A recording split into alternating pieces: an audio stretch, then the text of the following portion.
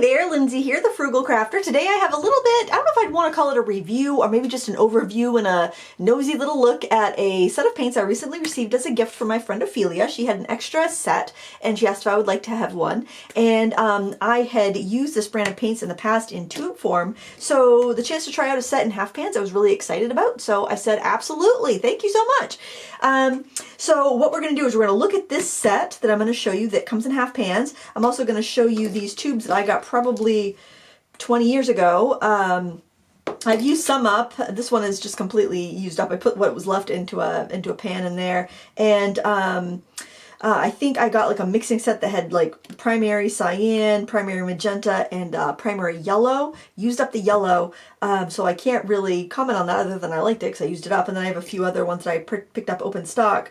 Of course, I'm not going to call this a review because I think the set of 12 pans is kind of a strange assortment, and also the tubes I have are old, and I know they revamped the line in 2018. I think these are part of the revamped new version, and if I was to review these tubes, it really would be a moot point because unless you're finding vintage watercolor paints, it probably would not be the same. But I thought I would show you just because it's kind of fun to look at the way things used to look.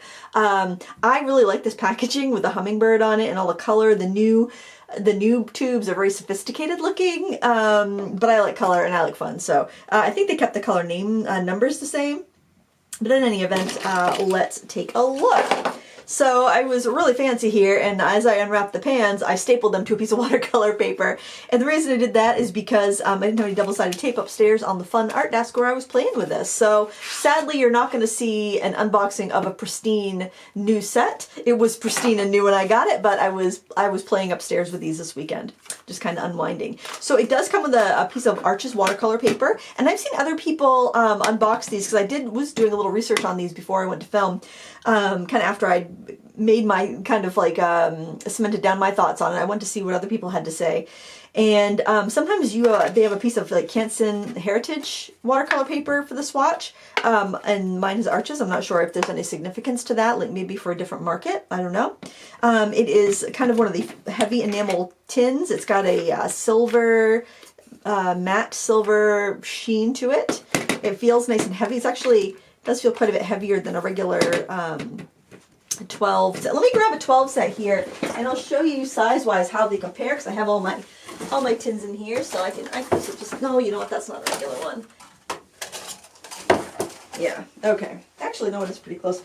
So I've got this typical like 12 pan set, so it is longer than a 12 pan set, and it's about the same width and about the same depth. So just to give you an idea for the size of it. And this is a 12, or was a 12 half pan set that I did add a couple of my tube colors to, just because I thought, oh, it would be neat to have all my MaimeriBlu paints together. And you've got the fold out mixing area. I didn't do anything to treat this pan, and all of the surfaces are perfect for mixing. There's no beating up. It was wonderful. These are nice big wash areas. I like this style of palette myself. I like the heavy dutyness of it, and I love the big wells. So I was really excited about that. So I want you to ignore these on the end and these in the middle, okay? Because these are the colors that you're getting with the set. So it's kind of a strange little, combination of colors. So I did reorder them a little bit because they were they had the red over here. I just thought this made a little more sense. So what we have here is a cadmium red light. So we have a warm red, cadmium orange. So we've got a warm kind of orange. We got a cad yellow deep. We got a warm yellow. We've got golden ochre, which is PY43. So, and these are all single pigment colors. And when MaimeriBlu did their revamp in 2018, I think they were trying to weed out the mixes and try to keep everything to single pigment colors, which is great, but not always. So, then we've got raw sienna, PBR7, and then we actually have we have 3 PBR7 colors here. We have raw sienna, that's a lovely color. Burnt sienna, which reminds me a lot, oddly, it reminds me a lot of Winsor & Newton's burnt sienna, which is a PR101, but it's definitely got that really orangey reddish undertone to it. These paints, actually using them, reminded me a lot of Winsor & Newton. Then we've got this strange color here, Green Earth. And I was like, man, it was very difficult to re-wet and very weak. And I really had to scrub to get that color. And I've got a dent in my palette where I don't on any of the other color. Well, a little bit on the violet because I was using that a lot. But I was not using the Green Earth a lot. And I had to really dig to get any color, even just to swatch it. And it's using PG23. And I thought, I know I have Green Earth in other like pan sets. It's not a color I would choose or like buy because I would just mix a muddy green if I needed one. It's not something that I would really go for unless it was like extremely granulating and I wanted to be able to mix that and get texture. So it's not a color I would have chosen, but I knew I had Green Earth in other palettes. And so I went and I investigated, and I'll share some other swatches of Green Earth that I have from other brands so you can kind of compare and see what you think. But this was the only one that I had that used PG23. And so I think that might be more of a rare pigment, and it's interesting to have. It's nice to, and I will say, the neat thing about this set is it is not the colors you typically see in a set. And actually, you know what? I want you to ignore my little mixing down there because I was using some of the other MaimeriBlu colors I had, and I don't want to, I want you to just kind of focus on these colors here if you're curious about the 12 color set. Then we have PG50, which is Cobalt Green Light, and this is a very opaque PG50, and it's not granulating a lot, which is kind of strange. Then we have what they call Cobalt Blue, and I think you want to be really cautious when you're choosing colors from MaimeriBlu because they are an Italian company, and then sometimes when they translate the names to English, if you're English speaking, they can take on a different meaning. Like generally when I see PB36, we refer to that as cerulean blue. It's a semi-opaque granulating blue, beautiful in skies. But most of, if you're buying like an American paint, generally it'll be PB36 or PB35 will be your cerulean blue and not cobalt blue. So if you're expecting that cobalt blue, almost like an ultramarine color, if you're expecting that clean, almost neutral blue, when you go to buy that, that one is not going to be what you want. This is going to look more like cerulean. So it's really important to look at those pigment numbers if you're going to purchase from this brand to make sure you get what you want. Now this one they called ultramarine blue. And at first I thought, man, my lighting is different upstairs. I'm seeing this like purple. This looks purple to me. Maybe it's just in comparison to that blue, but this looks like purple. And so then I had to look up all of the pigment information because I don't think it was on the labels, but the printing is so tiny on the backs of the labels where it has like all the translations of the names that I couldn't read it if it was on there. So I looked up all on their MaimeriBlu website. They do have a good interactive swatch. You can click, if you have the color number, you can click on it and it'll tell you the pigment information and the different translations of the names. But this is PV15. So I'm like, okay, I wasn't losing it. This is not PB29 like we would usually get for ultramarine blue. This is definitely a purple. And then we've got the raw umber, PBR7. Generally, I prefer a burnt umber to a raw umber just because it has a little more of a punch. So that's unusual to have in a limited palette. And then we have ivory black, PBK9. So these are the colors that you're getting. And what really stands out to me is how many warm colors we have here. And I would not recommend this for a beginner because these colors are going to make mud if you're not careful, because we have warm, semi-opaque, or majorly opaque colors. Like these colors are opaque. That little box in there, that is your opacity test, like your opacity chart. So if it's filled in, like the cobalt green, like the ivory black, and like our 3 cadmium colors, they're opaque. Another reason I wouldn't recommend this for beginners is if you're not used to proper studio care and like, you know, not eating and drinking around while you're painting. They're cadmium based, and you know, I don't really think it's that dangerous, but you certainly don't want to ingest it or breathe it in or spray apply it. You don't want to be putting it in your airbrush or, you know, putting it in a mister bottle to spray onto a painting. And if you're a beginner, you might not even think twice about that. So, yeah, so that's a consideration. And of course, that's a cobalt color, so you don't want to be spray applying that either. The sleeve that was around this did have the information, the health warning on it, so you know that was good. And yeah, it's just kind of it's an interesting assortment of colors. I kind of liked it actually because usually you get a set of 12 and it's your basic split primary palette, which is super good for reviewing because then I'm like comparing against colors that I use all the time. And it's also super handy for a beginner who might be curious about a line of paint and wants to get some basics before they decide if they want to invest. But in the case of the MaimeriBlu pan sets, and I was looking online at their sets of, they have a set of 12, 16, 24, 36, and 48. And their full range is like 90 colors. The colors they picked in the sets were kind of unusual, and I think that it would be very unique if you loved every color that was in any of the sets.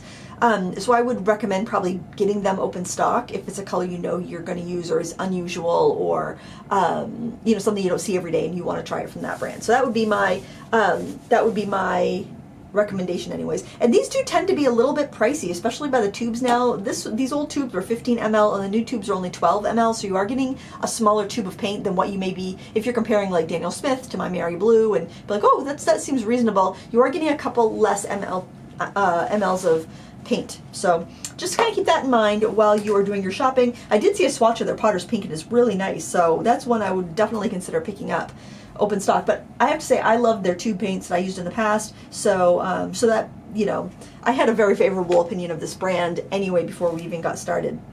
So without further ado, we've looked at our swatches, we talked about the pigment numbers. Oh, I wanted to show you, so PG23, I knew I had Green Earth, so what we're going to do is just compare it with a couple colors that I have that I thought were very similar. Although when I swatched them out, not really. The closest thing I think I had was Paul Rubens Christmas Green from the Phosphorescent set, and I've got a bigger swatch of this here. And it's got a beautiful granulation. It also has a little bit of sparkle in it because those phosphorescent sets have the sparkle. But it's still not exactly like the PG23, which almost has a very light minty undertone to it, but it's just super hard to re-wet. I think you'd be much better off mixing your own, maybe taking the cobalt green, adding a little bit of raw sienna into it, and maybe even just a touch of blue or something to cool it down if you need to, because it's not a really bright saturated color. It's just, it's a light yet dull, fresh. It's like a fresh dull color, if that makes sense. And then I thought, well, I have Green Earth from Renaissance, but that's definitely way more brownish than the Green Earth from MaimeriBlu. That is that's a mix, so I didn't even write down the mix. The Paul Rubens is PBR7, which is a brown plus PB15, so that would be like taking your, well, I don't have it here. That'd be like taking like that blue there and mixing it with that or that, one of those yellowy browns. And then I had Lucas Verona Green, which is PG26, and that's PG23, and this is definitely way more blue. It's stronger, but it definitely has more of a blue cast to it. So I didn't have anything really that close to it, but I could see how that pigment is difficult. And just some other greens I had that were granulating, I was looking at, and I don't have this labeled, I'm sorry, but I was even looking at the Schmincke colors that Rosie shared with me, and none of those are really close to that either. So it is a very unique pigment. I think it's just probably one of those ones that's tough to make usable. When I was painting it out, I was noticing it was kind of shiny, and I think on my swatch you can see that a little bit, but like if you use it too thickly, it gets kind of shiny because of the binder, because those tough to re-wet mineral colors are just really, they're tough to make into paint. And then looking at these Mash's watercolors, yeah, those greens aren't really, those are all mixes and made to granulate, but they're not really close to that either. It's kind of too bad. I wish it was a little stronger. And maybe as I use it more, I can get it to give up the ghost a little bit, give up the color a little bit more, but as it is now, it's just a really difficult color to use. But with that, I thought it'd be fun to do a little painting. I saw some poppies in a vase on Unsplash, and I thought that would just be really fun to paint, and we can do kind of a really, I think we could do a really fun painting with it. I'm gonna do it really loose. I'm going to use this Cat's Tongue. I bought this from Jerry's Artorama. Oh, pricing, by the way. This set is on Jerry's Artorama for without the extra pans, just the 12 that are in the sides.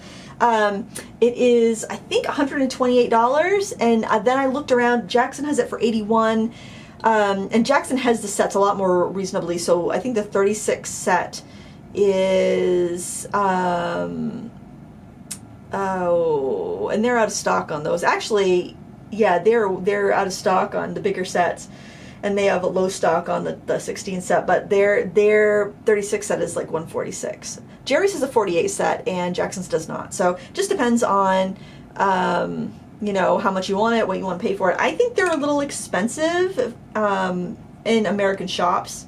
So Jackson's is based out of the UK, so that's probably why it's a little bit cheaper. So I'm going to start off with this cadmium yellow, and I am just going to start loosely throwing in some flower blobs. I love a cat's tongue brush for this because it's really easy to stay nice and loose and fresh. I'm going to clean my brush. I'm going to do my mixing on the paper. I'm going to grab some of the Cad Red Light,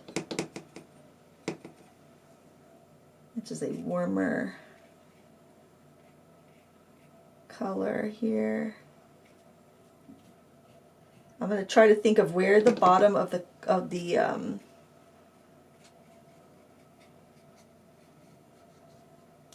petals are, kind of where they attach to the stem is to where I'm going to put my darker color. These kind of also reminded me a little bit of Sennelier, just the way the pans looked when they were starting to make their dents in them. They kind of reminded me of that.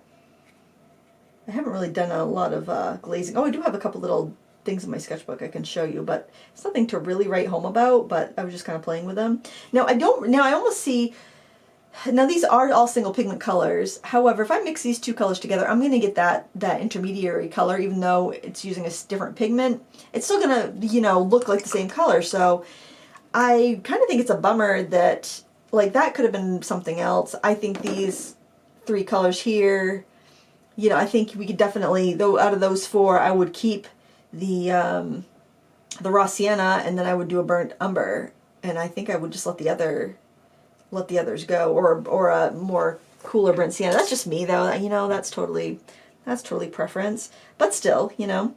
All right, I'm gonna take the, gosh, I want to stick to the colors that are in the set, but I don't think I'm gonna get it bright enough. Well, I'm gonna start off with the cobalt green, but I am going to add a little bit of hooker's green or sap green too. A little sap green in there. Ooh, that was way too much. I just poured those pans today. But you know, the thing is, I know they were trying to get away from their mixes, but like their sap green is gorgeous. Their hooker's green is gorgeous. I mean, I don't think they really needed to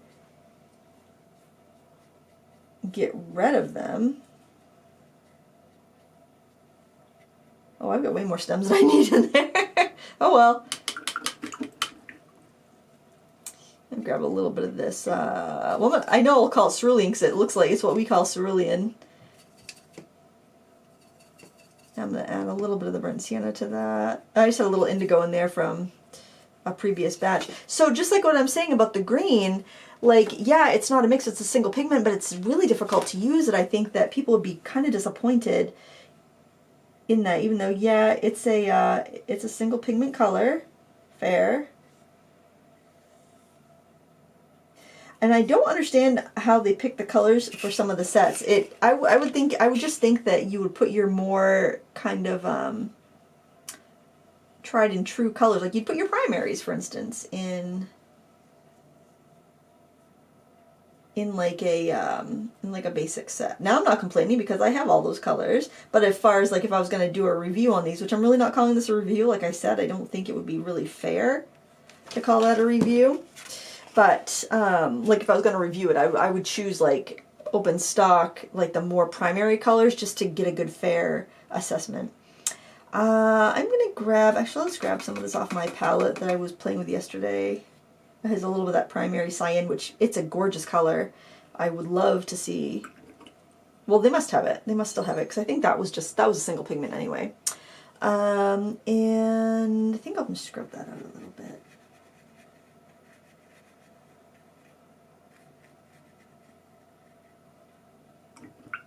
Maybe a little bit more blue in there. Maybe I'll go in with a cobalt.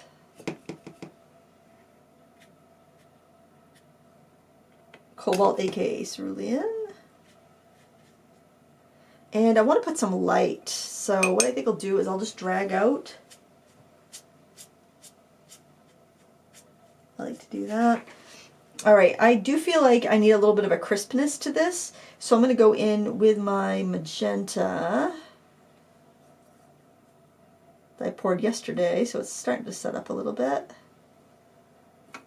And I don't really have a preference to tubes over pans, except for the fact that I like to, I'm going to clean up some space. I like to have larger wells, so that would be my preference over tubes. I think tubes are more economical, but the nice thing about getting a like a half pan set is that you have a good amount of paint, and you usually have a good variety of colors. That's the primary magenta. It's a PV19, and it is super, I think it's super vibrant. I've heard some people complain that that their colors aren't very vibrant. So I don't know if that's part of the reformulation or just maybe they bought a set that had some kind of strange, some strange colors in them. I'm not sure.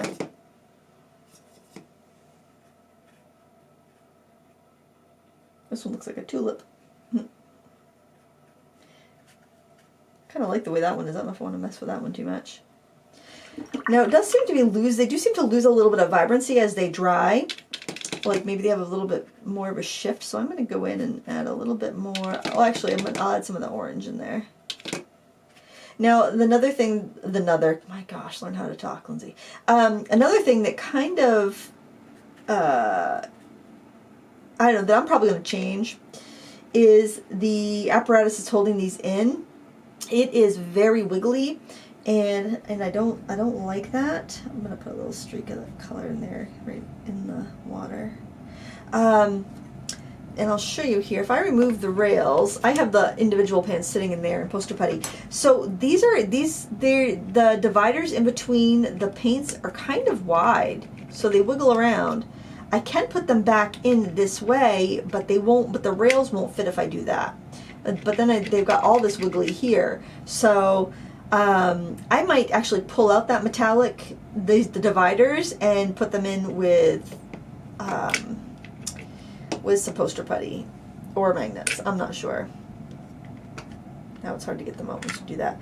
But although the benefit to this, although I think you still should have a magnet or some poster putty, is that you do have a little bit more space between colors, so hopefully they don't migrate and mix up with each other. So that's the rails keep them from falling out, but it doesn't keep them from not rattling around. Basically, is the moral of the story there that I wanted to say. I don't know how much I want to do this. I'm really not that I'm really not that committed to it. I'm just kind of playing. Let's maybe some more blue under the water line. Maybe some yellow right in the middle. I do like to do a little like burst of yellow in my water often. A little bit of light. I still feel like I need a little bit more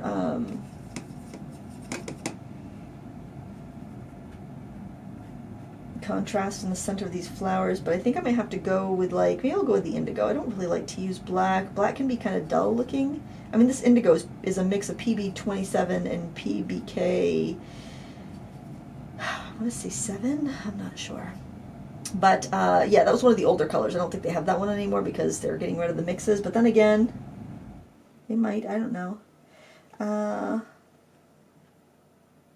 Get some of the centers in there that make it really look like a poppy. Even beyond the bottom, like you're seeing just the darkness and the shadow. And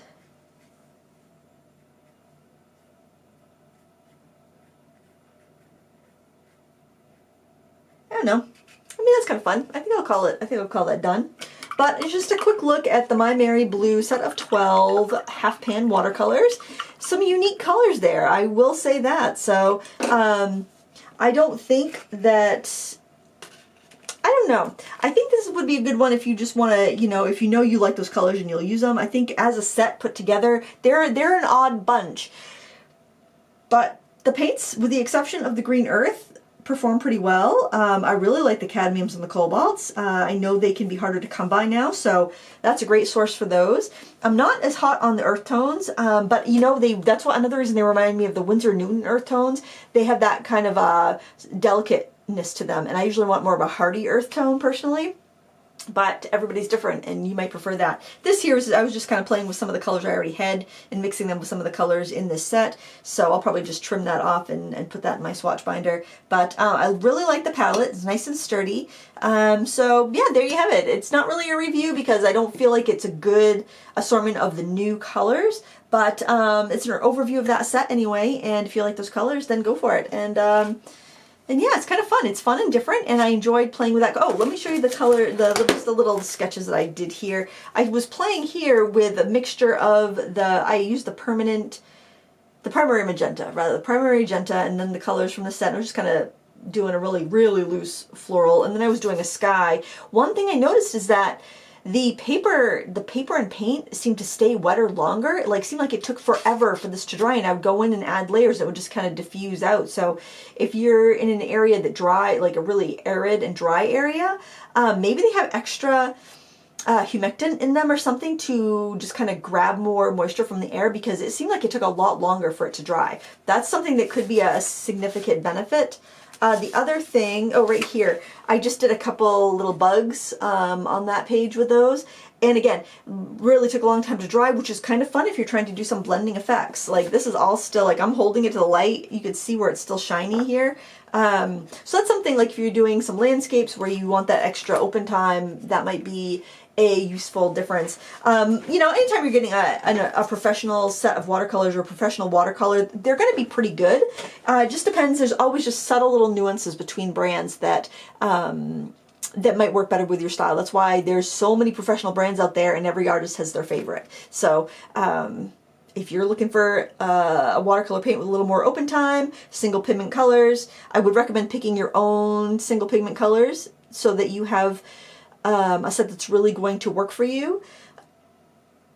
Yeah, I think they would be a good hit, a good pick for you. So that's my verdict. That's my verdict. I hope you enjoyed this video, and let me know in the comments below. You can give me a thumbs up if you enjoyed it, and give me a thumbs up twice if you didn't. A thumbs down twice if you didn't, I don't know.